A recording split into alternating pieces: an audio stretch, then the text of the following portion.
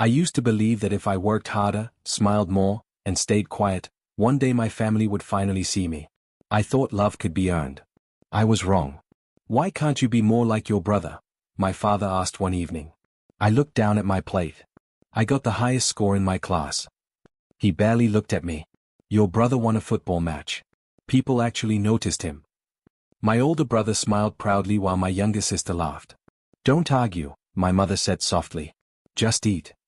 I nodded without saying another word. There was no point. Every dinner ended the same way. No matter what I did, I was always the problem.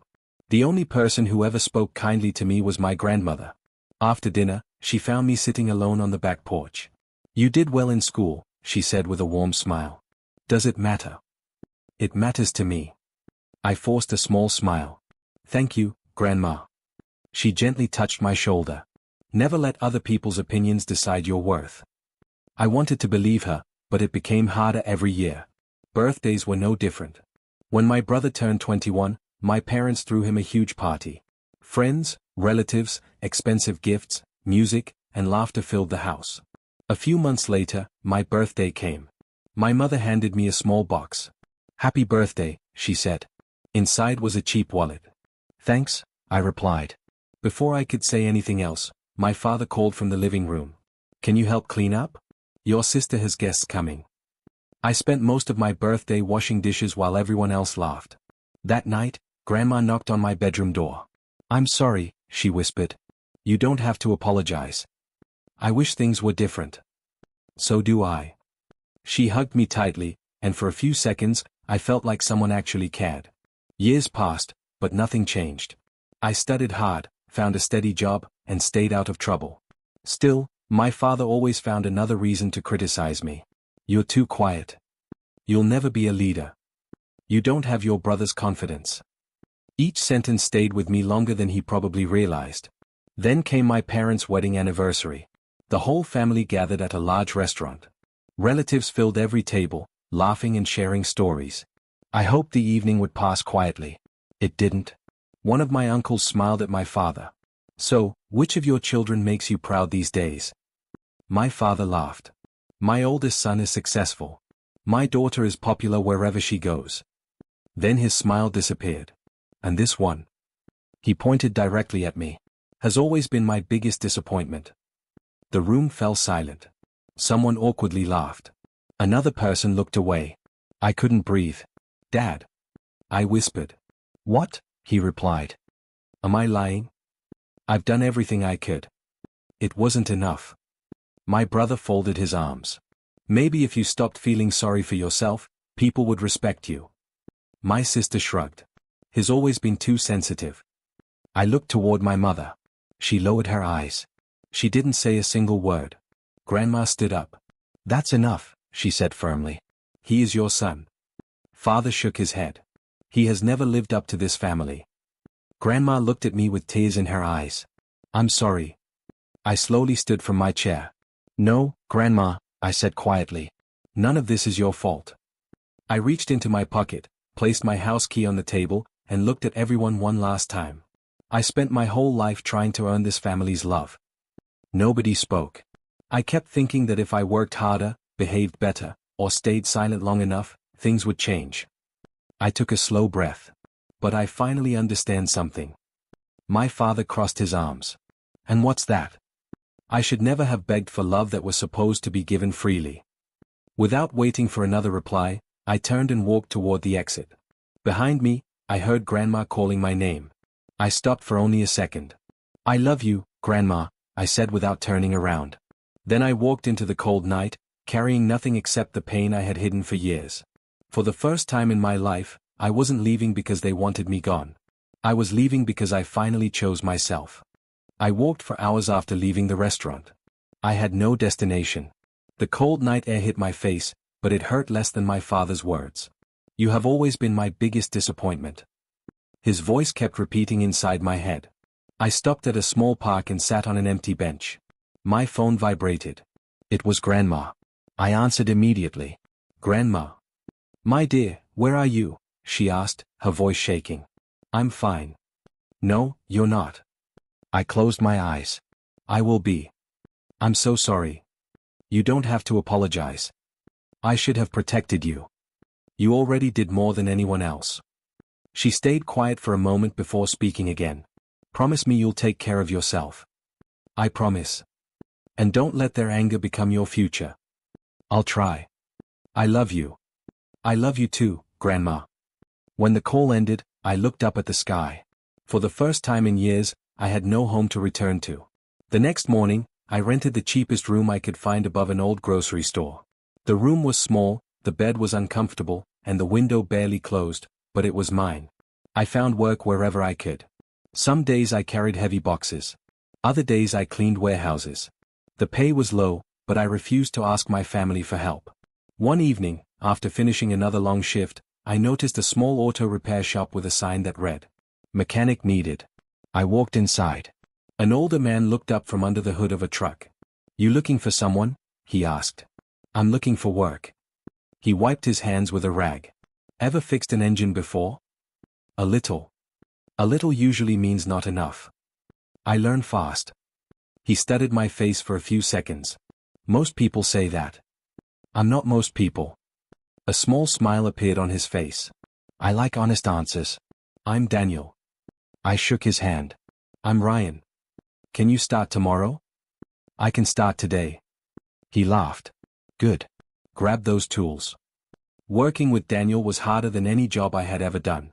He expected everything to be done properly. If I made a mistake, he corrected me immediately. "No shortcuts," he would say. "Yes, sir." "And stop calling me sir." "What should I call you?" "Daniel is fine." Day after day, I learned more than how to repair cars. I learned patience, responsibility, confidence. One afternoon Daniel handed me a sandwich during lunch. "You barely eat." "I'm trying to save money." "You can't work on an empty stomach." "I'll be okay." "No," he replied, placing the sandwich in front of me. "You'll eat." I smiled. "Thank you." He sat beside me. "You remind me of someone." "Who?" "My younger self." "Were you the black sheep too?" He nodded slowly. "My father thought I would never become anything." "What happened?" "I proved him wrong." "Did he apologize?" Daniel looked toward the garage door. "No." "Didn't that hurt?" "It did." "Then how did you move on?" He smiled gently. "I stopped living to impress people who had already decided who I was." His words stayed with me. Weeks turned into months. Little by little, life became easier. One Friday afternoon, a young woman walked into the office carrying several folders. She smiled brightly. "Daniel, your bookkeeping is a disaster again." Daniel laughed. "I knew you would fix it." She noticed me standing nearby. "Oh, you're new." Daniel pointed toward me. "This is Ryan." She held out her hand. "I'm Emma." I shook it. "Nice to meet you." "So you're the guy Daniel keeps talking about." I looked at him. "You talk about me?" He shrugged. "Only good things." Emma laughed. "That's rare." Over the next few weeks, Emma visited every Friday. She always brought coffee. Sometimes she brought homemade cookies.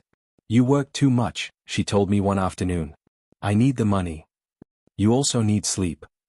"I'll sleep when life gets easier." She smiled. "I used to say that too." Daniel walked over holding a wrench. "Don't encourage him." "I'm trying to save him from becoming you."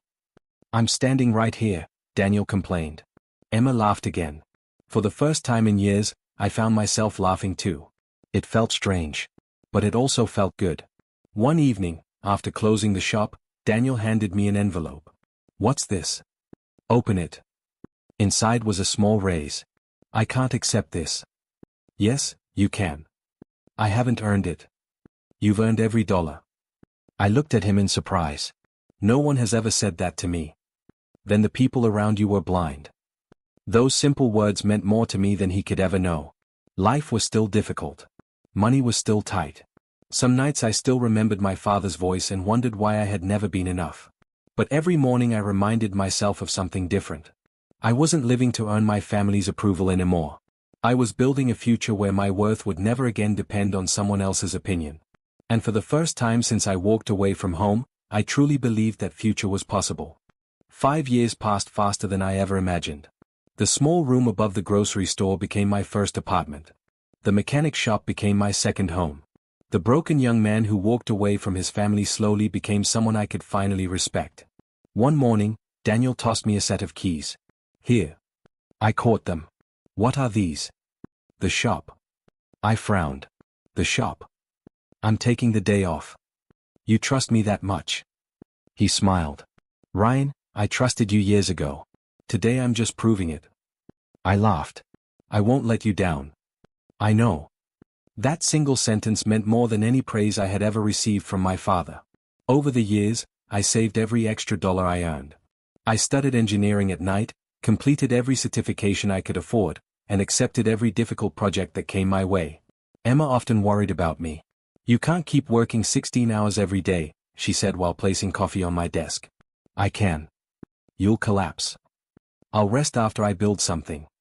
She crossed her arms. You always say that. And one day I'll mean it. She smiled. I hope so. One evening, Daniel called me into his office. I've been thinking. That's usually dangerous. He laughed. Very funny. What is it? You don't belong here anymore. My smile disappeared. Did I do something wrong? No. Then why would you say that? Because you've outgrown this place. I stayed quiet. You've got talent, Daniel continued. If you stay here forever, you'll spend your life helping someone else build their dream. And if I leave, you'll build your own. Those words stayed with me for weeks. Finally, I made my decision. I'm opening my own engineering company, I told Emma. She nearly dropped her coffee. You're serious? I've never been more serious. It's risky. I know.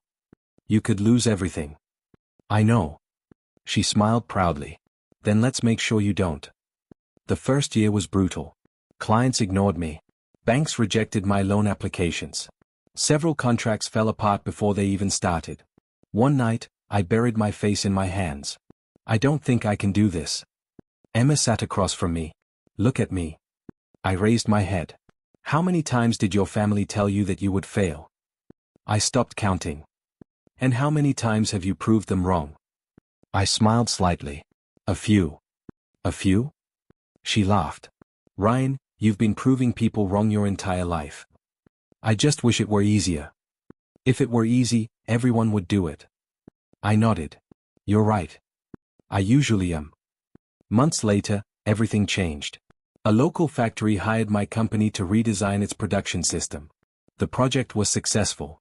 Then another client called. And another. Within 2 years, my company was growing faster than I had ever imagined. One afternoon, my assistant knocked on my office door. Mr. Ryan? Come in. A businessman named Victor is here. I don't know any Victor. He says he wants to invest. Send him in. A tall man entered with a calm smile. I've heard impressive things about you. I hope they're true. He laughed. I like honest people. We spent nearly 2 hours talking. Finally, he stood up. I'd like to become your investor. Why me? Because your business is built on trust. You barely know me. I know enough. What if I disappoint you? Victor smiled. I don't think you will. His investment allowed my company to expand into 3 cities within 18 months. For the first time in my life, success no longer felt like a dream. As the company grew, I also met Sophia, the lawyer recommended by Victor. She walked into my office carrying a thick stack of contracts. I've read every agreement you've signed. I looked worried. That bad? Worse. I sighed. I'm guessing I need a lawyer. You needed one months ago. I laughed. Can I still hire you? She smiled. If you're willing to listen. I promise. From that day forward, Sophia protected my company from every legal mistake I almost made. One evening, Emma looked around our new office. You did it. We did it. She smiled. You still give other people credit. I didn't build this alone. No, she replied softly. But you took the first step alone. I looked through the office window at the city below. Years ago, I believed I was worthless because my family said so.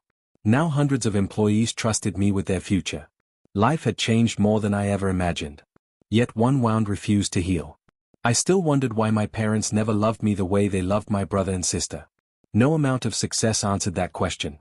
Then, one quiet afternoon, my secretary entered my office. "This arrived for you." She handed me a handwritten envelope.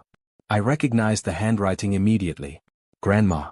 My hands trembled as I opened it. "My dear Ryan, I know I promised never to ask you to come back. But something terrible has happened. Please come home. I don't know who else can help us. Love, Grandma." I read the letter 3 times. Emma walked into my office. "You look pale." "It's from Grandma." "What does she say?" "She needs me." Emma stayed silent. "What are you thinking?" she finally asked. I folded the letter carefully. "I'm thinking about the night I walked away. And? I promised myself I would never go back." She stepped closer. "But this isn't about your father." "No. It's about your grandmother." I closed my eyes. "I know." Emma gently squeezed my hand. "You don't have to forgive anyone." "I'm not sure I can. But you can decide what kind of man you want to be." I looked at the letter once more. The house I had escaped years ago was calling me back.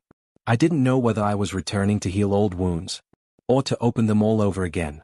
I stared at Grandma's letter all night. The next morning, Emma knocked on my office door. "Have you decided?" she asked. I took a deep breath. "I booked the flight." She nodded slowly.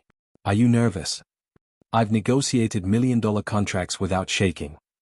"And this?" My hands won't stop trembling. Emma walked over and handed me a cup of coffee. "You don't owe anyone forgiveness." "I know. But you do owe yourself peace." I smiled. "You're always saying the right thing." She laughed. "That's why you keep me around." A few hours later, I arrived in my hometown. The streets looked smaller than I remembered. The old bakery was still there. The park where I used to sit alone was unchanged. Only I had changed. When I reached my family's house, I stood outside for several seconds before knocking. The door opened. Grandma looked at me. For a moment, neither of us spoke. Then she wrapped her arms around me. "My boy.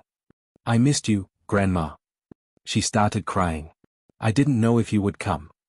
I came because you asked." She held my face. "You've grown into a fine man. I learned from the only person who believed in me." She smiled through her tears. "Come inside." As I stepped into the house, old memories rushed back. Nothing had changed. The same family pictures. The same old furniture. The same silence. Then my mother walked into the hallway. She froze. "Ryan." "Hello, Mom." Her eyes filled with tears. You look well." "I'm doing okay." She lowered her head. "I'm glad." The conversation ended there. She still didn't know how to speak to me. A few moments later, my father entered the room. His hair had turned gray. His shoulders looked lower than I remembered. He looked at me without saying anything. Finally, he cleared his throat. "You came."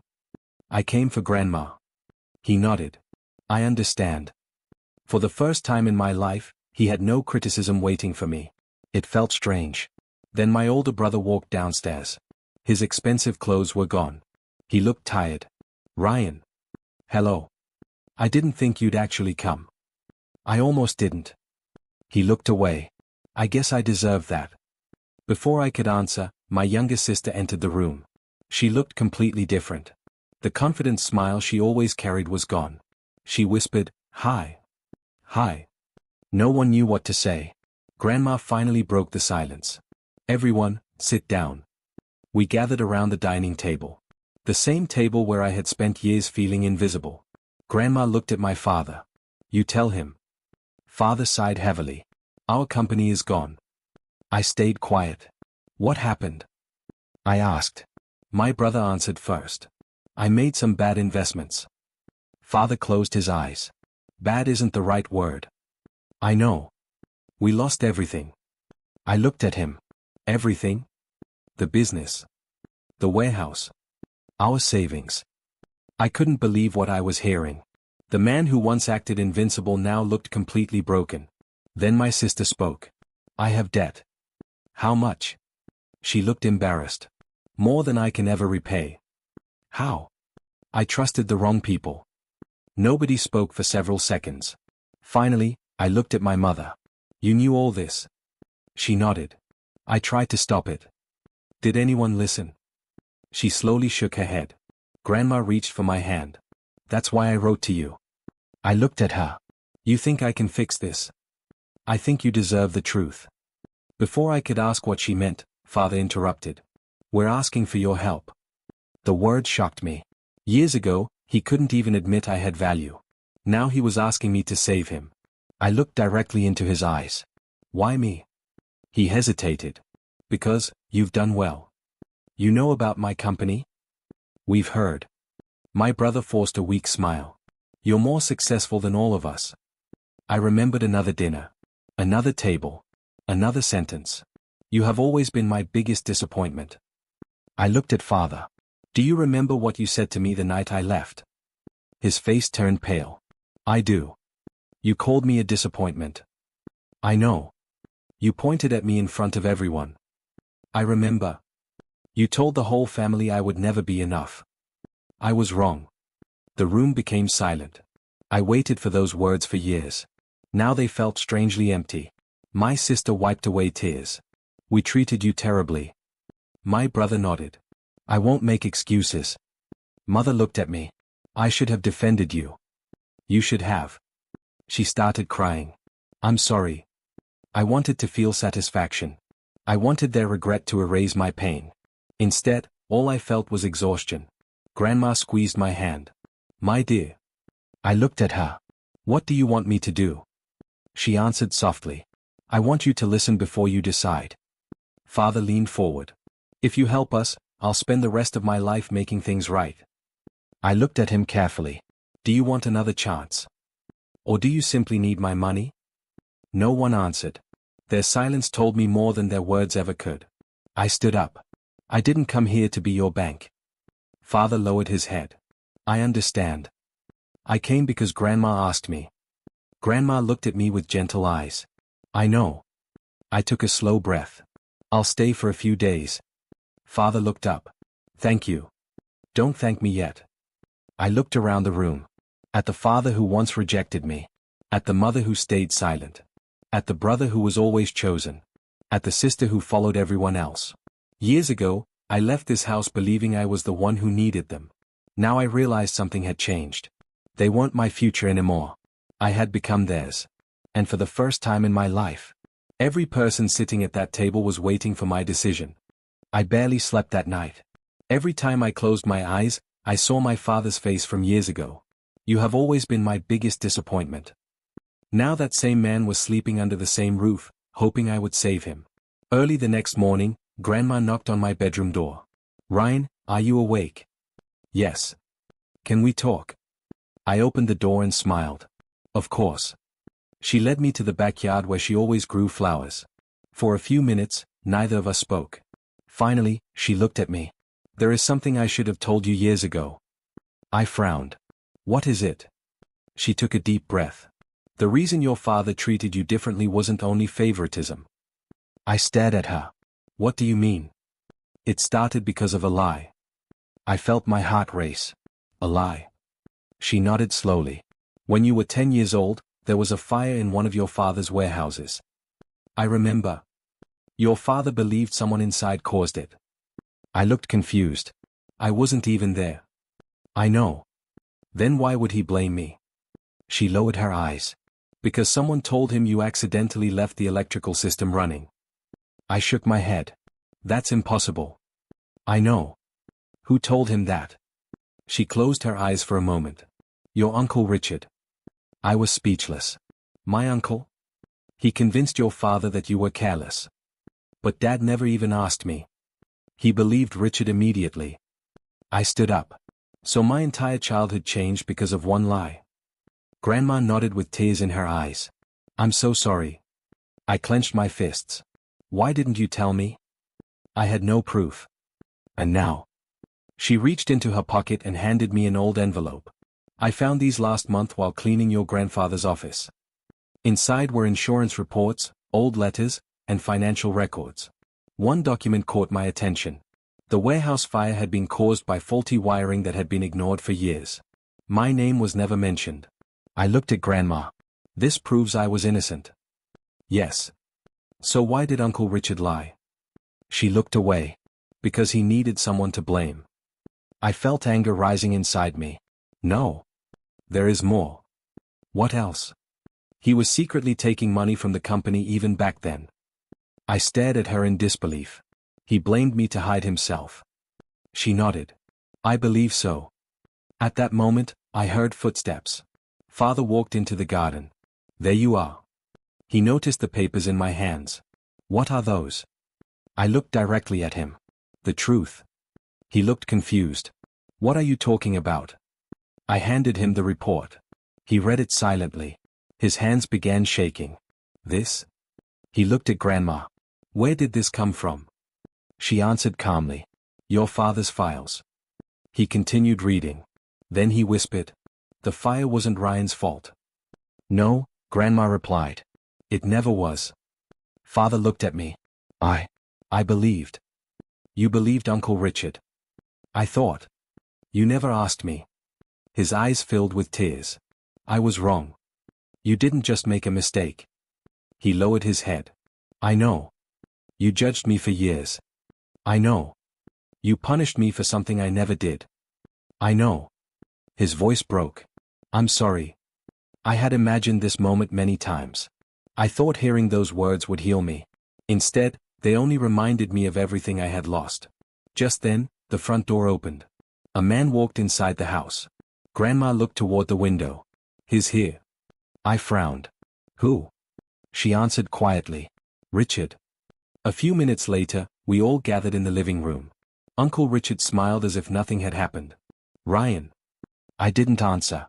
He looked around. Why does everyone look so serious? Father stood up. I have a question. Richard laughed. Only one. Father held up the report. Why did you tell me Ryan caused the warehouse fire? Richard's smile disappeared. What?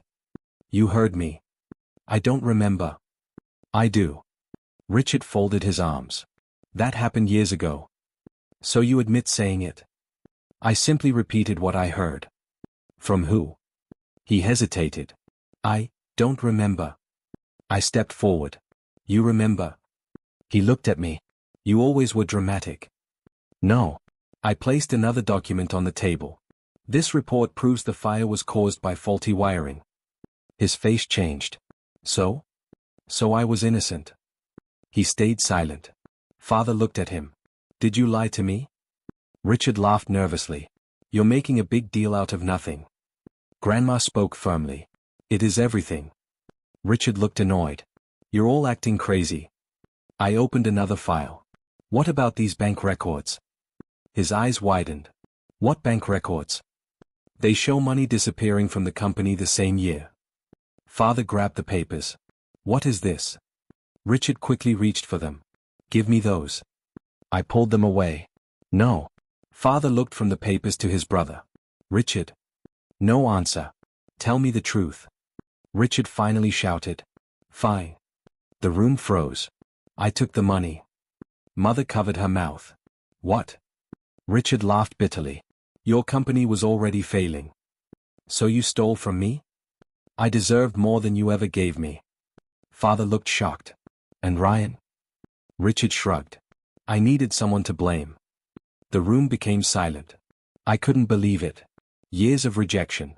Years of loneliness. Years spent believing I wasn't enough. All because one selfish man wanted to protect himself. Father slowly sat down. He looked older than ever before. He whispered, I destroyed my own son. Because I trusted the wrong brother. At that moment, I realized the hardest part wasn't proving I had been innocent. The hardest part was accepting that the people who should have believed me, never even tried.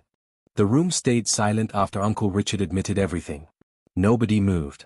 Nobody spoke. My father sat with his head in his hands. My mother wiped away tears. My brother stared at the floor. My sister couldn't even look at me. Richard was the first to break the silence. So what now? He asked with a careless shrug. I looked at him. You think this is over?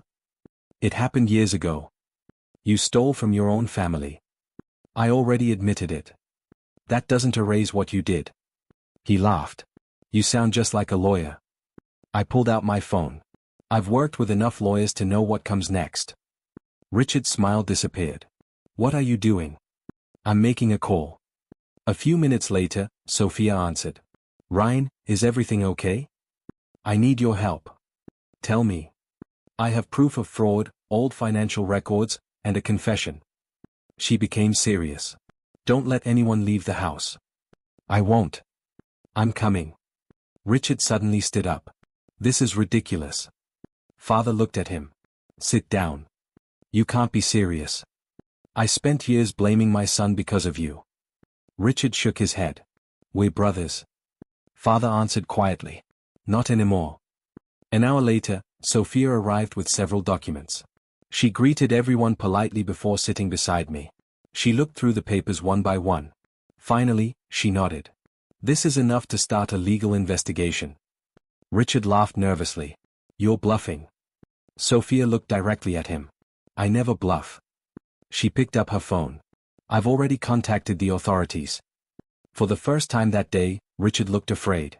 2 days later, Detective Laura arrived at the house. She introduced herself with a firm handshake. I'm Detective Laura Bennett. I nodded. I'm Ryan. She smiled politely.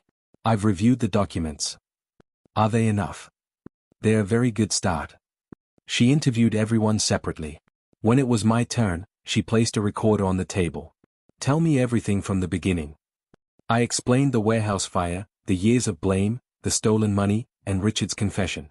She listened carefully without interrupting. When I finished, she turned off the recorder. You've been carrying this for a long time. I didn't even know the truth until yesterday. She nodded. We'll take it from here. Over the following weeks, investigators searched old company records. Hidden bank accounts were discovered. Fake invoices appeared. Money transfers that nobody had questioned finally made sense. Every new piece of evidence pointed toward Richard. One afternoon, Detective Laura called me. We've frozen his accounts.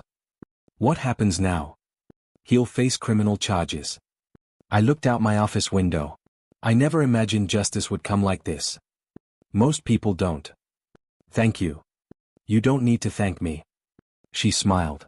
You simply told the truth. As Richard's lies collapsed, the rest of my family also faced reality. One evening, my brother asked if we could talk. We met at a small coffee shop. He looked nervous. I owe you an apology. I stayed quiet. I spent my whole life believing I was better than you. He laughed bitterly. I wasn't. I looked at him. What changed? I lost everything. The business. Everything. He sighed. When Dad trusted me with the company, I thought success was easy. What happened? I listened to Uncle Richard. I nodded slowly. He told me every bad decision was a smart investment. And you believed him. I wanted him to be proud of me. I understood that feeling better than anyone. I'm sorry, he whispered. I can't change the past. No. But I can spend the rest of my life becoming a better man. For the first time, I believed him. A few days later, my sister came to see me. She looked embarrassed. Can we talk? Of course. She sat across from me. I've been thinking. Dangerous habit. She laughed through her tears. I deserve that. She looked down. I treated you badly because I wanted Mom and Dad to love me. I frowned. What do you mean? I saw how they treated you. And? I was afraid that if I defended you, they'd stop loving me too. I stayed silent. It doesn't excuse what I did. No. But it explains it. She nodded. I know. Then she reached across the table. I'm sorry, Ryan. I looked at her hand for a long moment before shaking it. I'm willing to start over. She cried quietly. Thank you. The hardest conversation came last. My father asked me to meet him in the old park where I used to sit alone after school. He looked older than I remembered. I've been coming here every day, he admitted. Why? Because I keep thinking about the little boy who sat here alone. Neither of us spoke for a while. Finally, he whispered, I failed you. I looked at him. You did. I should have listened. You should have. I should have protected you. You were supposed to. Tears rolled down his face. I can't change what I did. No. But if I could trade everything I own for another chance. He stopped speaking. I would. His pain was real. For years, I dreamed about seeing him regret his choices. Now that it was happening, it didn't bring me happiness. Only sadness. That night, Emma found me sitting alone on my apartment balcony. You've been quiet. I thought revenge would feel better. And? It doesn't. She smiled gently. That's because your heart was never looking for revenge. What was it looking for? Healing. I looked at the city lights. Richard lost his money. Yes. My brother lost his pride. Yes. My sister lost her false confidence. Yes. My father lost the image he had of himself. Emma squeezed my hand. And what did you lose? I smiled sadly. The anger I've carried for years. She rested her head on my shoulder. That's the best thing you could have lost. As I looked up at the night sky, I finally understood something. Karma had already done everything I thought revenge would do. Now the only choice left was deciding who I wanted to become after the pain was finally over. The morning after my conversation with Emma, I stood in my office staring out the window. For years, I had imagined getting even with my family. Now I had the chance. I had enough money to buy their old business. I had enough influence to make sure they never recovered. But every time I imagined doing it, Grandma's voice echoed in my mind. Don't let their anger become your future. I closed my eyes. I won't. That afternoon, Grandma came to see me. She smiled when she walked into my office. You've built a beautiful place. Thanks. She noticed the serious look on my face. Something is troubling you. I don't know what to do. About your family? I nodded. They hurt me for years. I know. They only came back because they needed help. I know. If I walk away now, nobody would blame me. She reached across the desk and held my hand. But would you be able to live with yourself? I didn't answer. She smiled gently. You've always had a kind heart. I don't feel kind. You don't have to feel it. What do you mean? You only have to choose it. Her words stayed with me long after she left. That evening, I invited my parents to my office. They arrived together. Neither of them looked comfortable. Father spoke first. You wanted to see us? Yes. Mother looked nervous. Is something wrong? I took a deep breath. I've made my decision. They looked at each other. I won't rebuild the family business. Father lowered his head. I understand. I won't pay your debts. He nodded again. I understand. I won't erase the consequences of the choices that were made. I deserve that, he said quietly. I looked at both of them. But I also won't let Grandma lose her home. They both looked up. I've already paid off the mortgage. Mother covered her mouth. You did? I nodded. The house belongs to Grandma now. Father's eyes filled with tears. You saved it. I saved her. He couldn't argue with that. I continued. I've also arranged a small monthly allowance. Mother looked confused. For us? 4 basic living expenses. Father quickly shook his head. I don't deserve your money. No. He looked surprised. You don't. The room became silent. I'm doing this because I refuse to become the kind of person who leaves family to suffer. Tears rolled down Mother's face. I'm sorry. I looked at her. Why didn't you ever defend me? She cried quietly before answering. I was afraid. Of Dad. She nodded. I thought keeping the peace was protecting everyone. It wasn't. I know. My silence hurt you. It did. She wiped away her tears. I will regret that for the rest of my life. Father slowly stood. I have something to say. I looked at him. When you were little, you used to wait by the window every evening. I frowned. You remember that? I remember everything now. His voice trembled. You waited because you wanted me to come home. I stayed silent. You always smiled when you saw my car. He began crying. And I rarely smiled back. I felt a lump in my throat. I thought being strict made me a good father. It didn't. I know. I confused fear with respect. Neither of us spoke for a long moment. Finally he whispered. I failed you. Yes. I don't expect forgiveness. I know. But I'm asking for the chance to become a better man before I die. His words were honest. For the first time in my life, I believed every one of them. A week later, my brother came to my office. I found a job. I smiled. Doing what?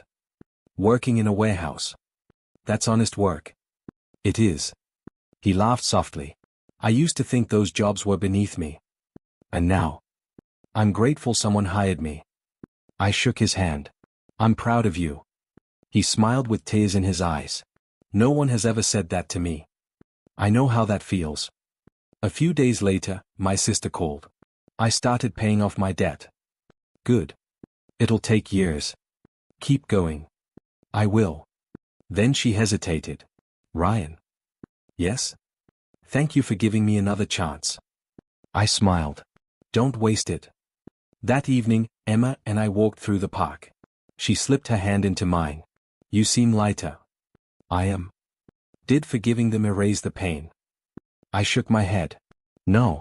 Then what changed? I finally stopped carrying it. She smiled.